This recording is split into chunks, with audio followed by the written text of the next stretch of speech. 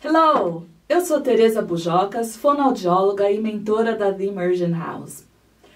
Vamos treinar dois sons em inglês, dois fonemas, duas vogais, o I e o E. O I é um som longo, I, e o E é um som curto. O que pega pra gente é porque esse som do E em inglês a gente escreve com a letra I.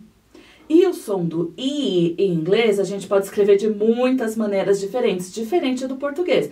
O nosso som do I em português é a letra I, ok? Então, na hora da gente pronunciar, principalmente quando a gente está lendo, a gente se confunde e as palavras que tem o som do E, a gente acaba falando com som de I em inglês. Vamos dar uma olhadinha aqui nos exemplos que eu vou dar, tá bom? Eat, it. E, ok? São os pares mínimos aqui que eu tô dando de exemplo, tá?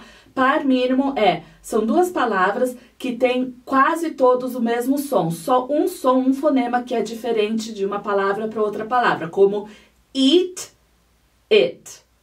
Eat, it. Mais um exemplo.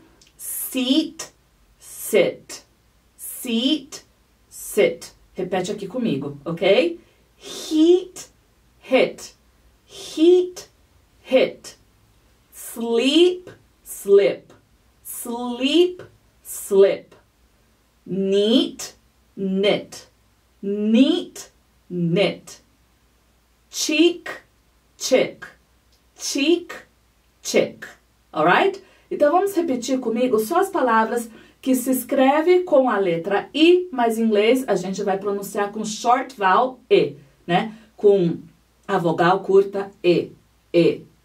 Vamos repetir só essa listinha agora. Fala aqui comigo. It, sit, hit, slip, knit, chick.